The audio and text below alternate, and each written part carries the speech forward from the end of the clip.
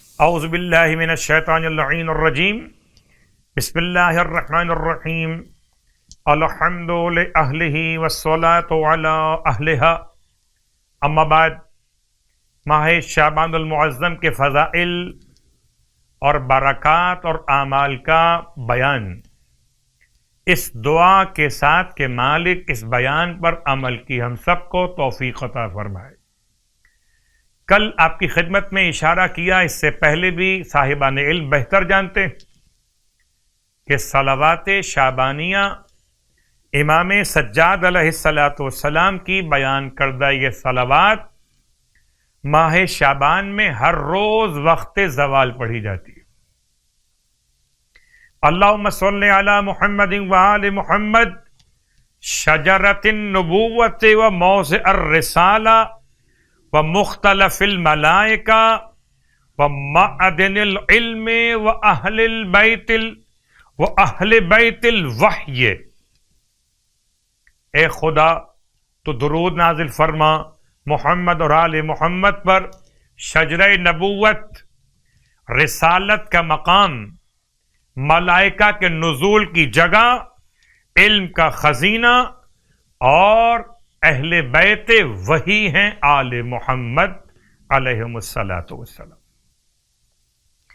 ماہ شعبان کے روزوں کا ثواب اللہ کے حبیب کی بارگاہ مقدس سے ارشاد فرماتے ہیں کہ جو شخص ماہ شعبان کے 9 روزے مکمل کرے گا تو سوال و جواب کے وقت منکر اور نکیر اس پہ مہربان ہو جائیں گے۔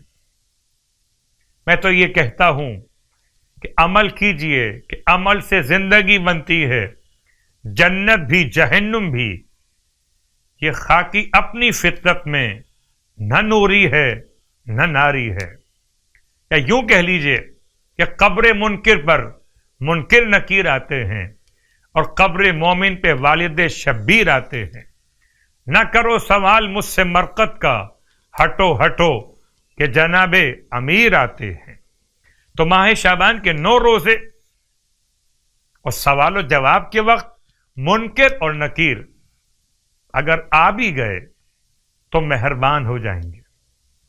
نماز کا بیان، آج کی رات کی نماز یعنی کہ 9ویں شب ماہ شعبان کی نماز، ارشاد فرماتے ہیں اللہ کے حبیب صلی اللہ علیہ وآلہ وسلم کہ اگر کوئی شخص ماہ شعبان کی 9ویں رات میں 4 رکعت نماز بجا لائے، ہر رکعت میں الحمد کے بعد 10 مرتبہ سورہ اذا جاء نصر اللہ کی تلاوت کرے